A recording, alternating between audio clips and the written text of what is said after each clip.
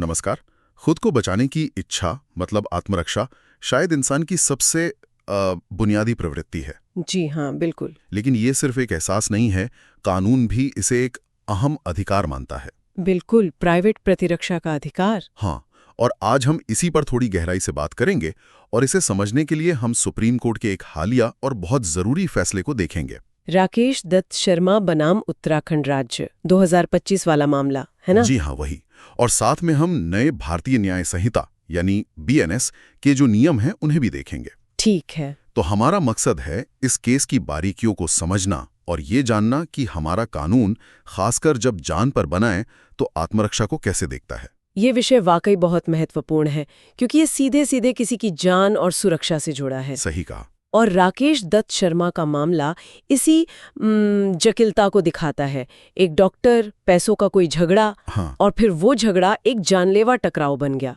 यहीं से वो बड़ा सवाल उठता है जिसका जवाब कानून को देना होता है। मतलब कब आप अपनी जान बचाने के लिए फोर्स इस्तेमाल कर सकते हैं और वो लीगल माना जाएगा, यहाँ तक कि जानलेवा फोर्स भी। बिल्कुल, यही सवाल है। तो चलिए सीधे राकेश दत्त शर्मा बनाम उत्तराखंड राज्य मामले के तथ्यों पर आते हैं।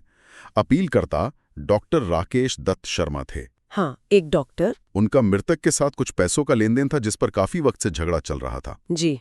घटना वाले दिन बात काफी बिगड़ गई। मृतक एक पिस्तौल लेकर सीधा डॉक्टर शर्मा के क्लिनिक पहुंच गया। क्लिनिक में दिन दहाड़े? हाँ, और क्लिनिक में घुसते ही बिना कुछ कहे उसने डॉक्टर शर्मा पर गोली चला दी। गोली उनके सिर को छूकर निकल गई। चोट भी आई उन्हें। सोचिए, कोई अपने काम की जगह पर है और अचानक कोई आकर गोली चला दे। ऐसी स्थिति में तो कोई भी अपनी जान बचाने की सोचेगा। प्रतिक्रिया स्वाभाविक है। बिल्कुल। डॉक्टर शर्मा ने भी वही किया।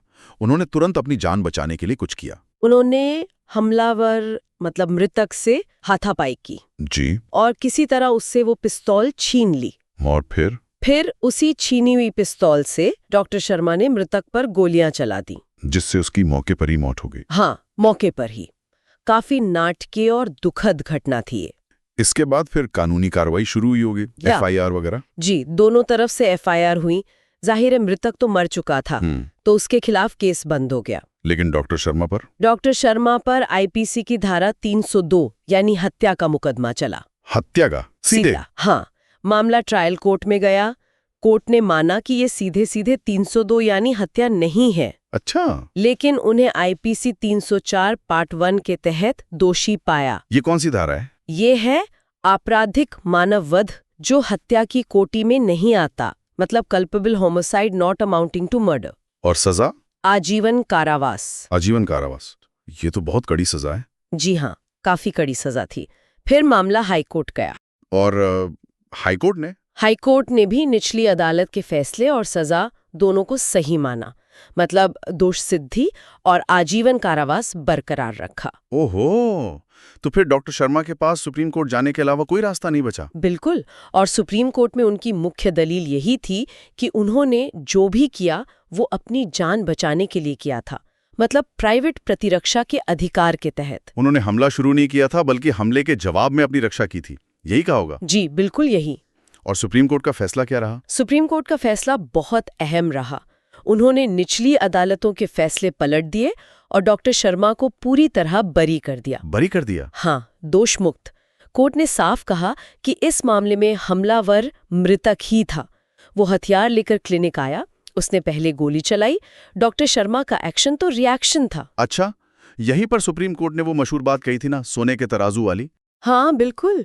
कोर्ट ने कहा प्राइवेट प्रतिरक्षा के अधिकार को दरकिनार नहीं किया जा सकता और न ही इसे सोने के तराजू पर तौला जा सकता है। सुनने में तो बड़ा अच्छा लगता है, पर इसका मतलब क्या है कानूनी भाषा में? इसका मतलब काफी गहरा है। कानूनी तौर पर देखें तो सोने के तराजू पर तौलने का मतलब है किसी चीज को बहुत ही ज्यादा बारीकी से, हर छोटी से छोटी चीज को नाप तौल कर देखना। अच्छा। सुप्रीम कोर्ट कह रहा है कि जब कोई अपनी जान बचाने के लिए लड़ रहा हो तो उससे ये उम्मीद नहीं कर सकते कि वो बिल्कुल नपातुला, एकदम मैथमेटिकल प्रिसिजन से बल का इस्तेमाल करेगा। हाँ, ये तो मुश्किल है उस वक्त। वो उस वक्त ये हिसाब नहीं लगा सकता कि अच्छा कितनी चोट पहुंचाना बस काफी रहेगा। अदालत को ऐसे मामलों को देखते समय असलियत को ध्यान में रखना होगा, न कि सिर्फ किताबी नियमों को। मतलब उस इंसान की जगह खुद को रख के सोचना होगा। जी हाँ, ये बात तो समझ आती है। मतलब खतरा जब सर पर हो तो दिमाग शायद उतने तर्कसंगत तरीके से काम नहीं करता जैसा आम हालात में करता है। बिल्कुल। कोर्ट ने इसी बात पर जोर दिया। आसन्न संकट मतलब इमिनेंट डेंजर की स्थिति में जब जान जाने का खतरा हो तो आदमी का सोचना समझना प्रभावित होता है। डर होता है, घबराहट होती है, बस बचने की इच्छा होती है। हाँ, इसलिए अदालत को मामला देखते वक्त ये सोचना चाहिए कि उस पल में एक आम समझदार इंसान कैसा महसूस करता और कैसे रिएक्ट करता। तो क्या आप कोर्ट को सिर्फ अभियुक्त के नजरिए से, मतलब सब्जेक्टिव व्यू से सोचना चाहिए? ऑब्जेक्टिव फैक्ट्स का क्या? नहीं, ये एक बैलेंस है।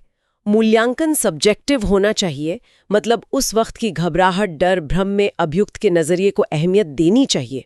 ठीक है। लेकिन ये पूरी तरह मनगढ़ंत नहीं हो सकता। इसे केस के तथ्यों और सबूतों के आधार पर देखना होता है। जैसे शर्मा के मामले में प्रोसिक्यूशन ने ये दलील दी थी हाँ, कि मृतक के वाइटल ऑर्गन्स पर गोली मारकर डॉक्टर शर्मा ने जरूरत से ज्यादा बल प्रयोग किया, मतलब अपने अधिकार की सीमा लांघ दी। हाँ, ये दलील तो अक्सर आती है ऐसे मामलों में कि बचाव में जरूरत से ज्यादा फोर्स यूज हो गया। बिल्कुल। लेकिन सुप्रीम कोर्ट ने इसे नहीं माना। कोर्ट ने कहा कि जब हमलावर ने पहले ही पिस्तौल से हमला कर दिया था तो डॉक्टर शर्मा को अपनी जान का खतरा लगना स्वाभाविक था। सही बात है। उस हालत में उनसे ये उम्मीद करना कि वो सोच समझकर शरीर के कम जरूरी हिस्सों पर निशाना लगाएं, ये प्रैक्टिकल नहीं है। खतरे की गंभीरता को देखते हुए उनका रिएक्शन ज्यादा नहीं माना जा सकता। अच्छा, इस फैसले में सुप्रीम कोर्ट ने एक और पुराने पर बहुत जरूरी केस का जिक्र किया, दर्शन सिंह बनाम पंजाब राज्य, 2010। हाँ, दर्शन सिंह का मामला प्राइवेट प्रतिरक्षा के कानून को समझने के लिए मील का पत्थर माना जाता है। ऐसा? जी। उसमें सुप्रीम कोर्ट ने कुछ बुनियादी सिद्धांत तय किए थे जिन्हें शर्मा मामले में भी लागू किया गया।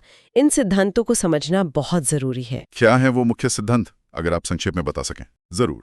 पहला तो ये कि आत्मरक्षा एक बेसिक मानवीय प्रवृत्ति है और कानून इसे अधिकार मानता है।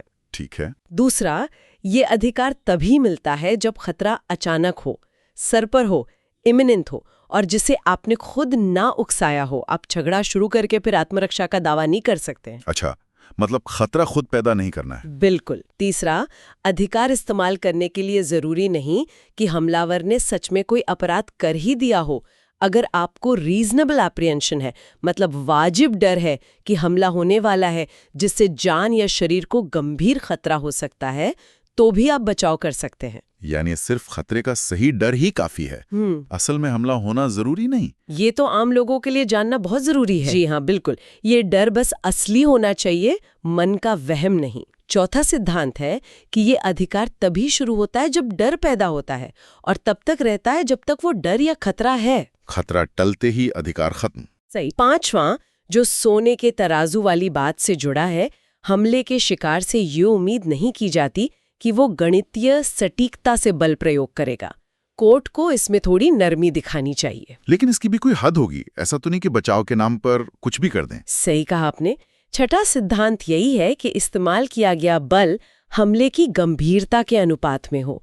वो बिल्कुल ही डिस्प्रोपोर्शनेट या जरूरत से बहुत ज्यादा नहीं होना चाहिए। जैसे कोई आपको सिर्फ थप्पड़ मारे तो आप बचाव में गोली नहीं चला सकते। हाँ, ये तो जाहिर है। सातवां सिद्धांत भी दिलचस्प है।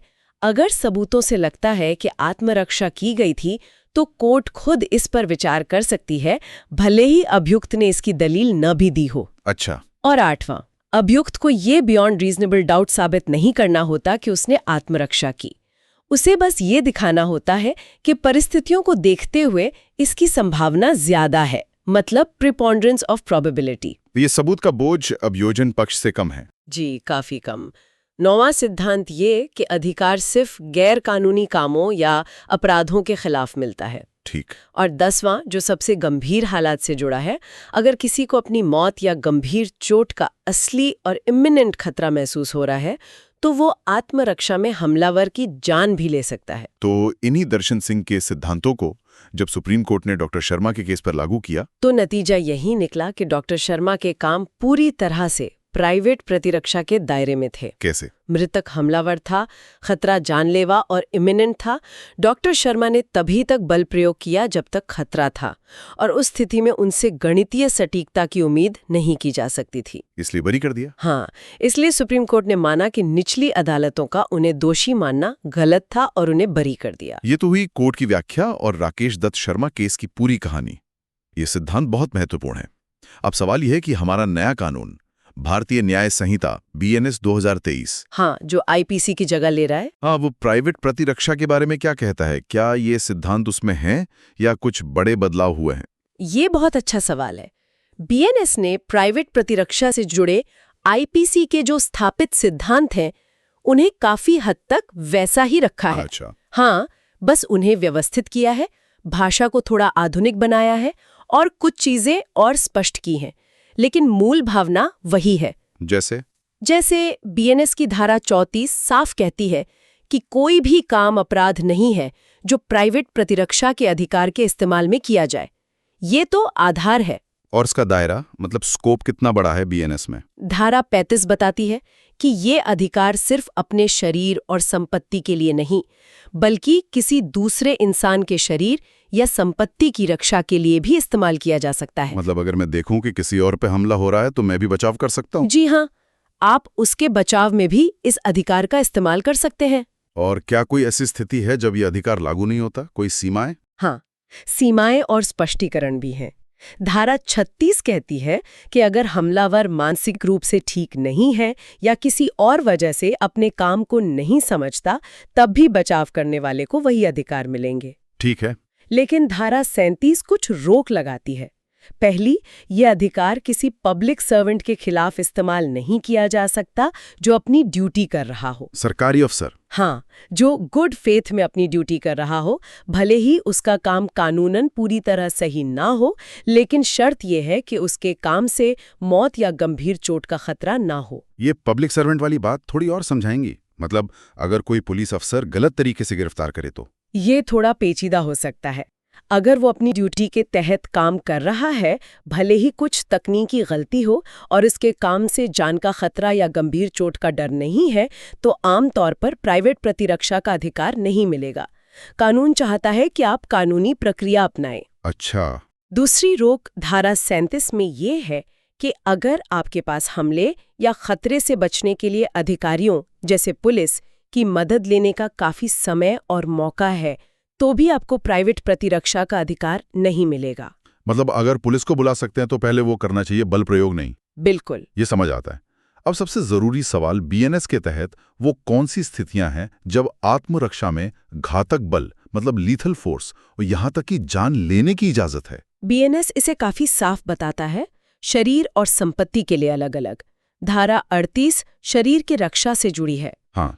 इसके मुताबिक आप घातक बल इस्तेमाल कर सकते हैं जब हमले से इनमें से किसी एक का वाजिब डर हो। 1, मौत का। ठीक। 2, गंभीर चोट का। गंभीर चोट मतलब जैसे हड्डी टूटना, हमेशा के लिए अंधापन या बहरापन, कोई अंग खो देना वगैरह। जी। 3, रेप करने के इरादे से हमला। 4, अप्राकृतिक वासना पूरी करने के इरादे से हमला। 5, किडनैपिंग या अबडक्शन के इरादे से हमला। 6, किसी को गलत तरीके से कन्फाइन करना ऐसी जगह कि उसे लगे वो मदद के लिए बाहर संपर्क नहीं कर पाएगा और जान का खतरा है। और 7, एसिड अटैक करना या करने की कोशिश करना जिससे गंभीर चोट का डर हो। ये लिस्ट तो काफी गंभीर अपराधों को कवर करती है। और संपत्ति की रक्षा के लिए घातक बल कब इस्तेमाल कर सकते हैं? संपत्ति की रक्षा के लिए घातक बल का प्रयोग धारा 41 के तहत कुछ खास हालात में ही जायज है। जैसे? पहला, लूट यानी रॉबरी के खिलाफ, जिसमें हिंसा या उसका डर शामिल हो। ठीक है। दूसरा, रात्रि गृह भेदन, मतलब हाउस ब्रेकिंग बाय नाइट, रात के समय घर में सेंधमारी या घुसपैठ। सिर्फ रात में? हाँ, रात पर खास जोर है। तीसरा, किसी ऐसी बिल्डिंग, टेंट या नाव में आग लगाना जो रहने की जगह हो या जहां संपत्ति रखी हो। ये रात वाली बात क्यों है? दिन में घर में कोई घुसे तो? कानून मानता है कि रात में घर में घुसना ज्यादा खतरनाक होता है। लोग सो रहे हो सकते हैं, ज्यादा असुरक्षित होते हैं और हमलावर का इरादा ज्यादा गंभीर हो सकता है। अच्छा, इसलिए रात के लिए खास प्रावधान है। जी, जबकि दिन के ग्रह भेदन के लिए सामान्यतः ये इजाजत नहीं है जब तक कि उससे जान या गंभीर चोट का खतरा ना हो, जो फिर धारा 38 में आ जाएगा। बीएनएस में एक और धारा है 44, निर्दोष लोगों के बारे में। वो क्या है? हाँ, धारा 44 एक दिलचस्प स्थिति बताती है। वो कहती है कि अगर कोई व्यक्ति अपनी प्राइवेट प्रतिरक्षा का अधिकार इस्तेमाल कर रहा है और उसे डर है कि ऐसा करते हुए किसी निर्दोष व्यक्ति को नुकसान पहुंच सकता है, जैसे कोई राहगीर। हाँ, कोई बेगुनाह बायस्टैंडर, तो भी उसका बचाव का अधिकार बना रहता है।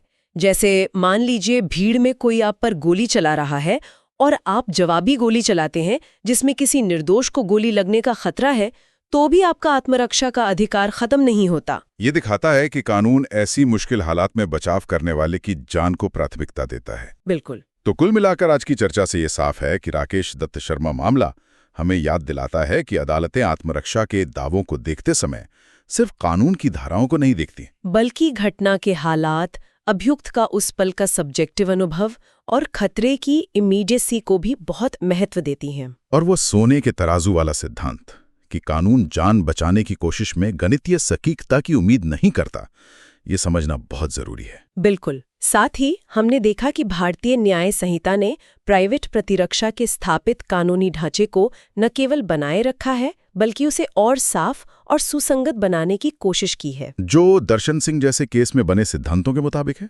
जी हाँ, ये अधिकार व्यक्ति की सुरक्षा के लिए मौलिक है। निश्चित रूप से ये एक संतुलन साधने जैसा है। एक तरफ व्यक्ति का अपनी रक्षा करने का अधिकार, दूसरी तरफ बल प्रयोग की सीमाएं, ताकि इसका गलत इस्तेमाल ना हो। और यहीं पर शायद आज की चर्चा का आखिरी सोचने वाला बिंदु आता है। क्या? कानून सिद्धांत बनाता है, गाइडलाइन देता है, लेकिन उस एक पल में जब कोई अचानक जानलेवा हमले का सामना करता है, उसके पास सोचने या कानूनी सलाह लेने का वक्त नहीं होता। उसे तुरंत फैसला लेना होता है। हाँ, ये तो है। तो ऐसे में कानून के तय किए हुए ऑब्जेक्टिव स्टैंडर्ड्स और उस व्यक्ति के उस वक्त डर और घबराहट में लिए गए सब्जेक्टिव फैसले के बीच तालमेल बिठाना कितना मुश्किल होता होगा। समाज और कानून आत्मरक्षा के इस जरूरी अधिकार और व्यवस्था बनाए रखने की जरूरत के बीच ये महीन संतुलन कैसे साधते हैं, ये एक ऐसे सवाल है जिस पर लगातार सोचने की जरूरत है।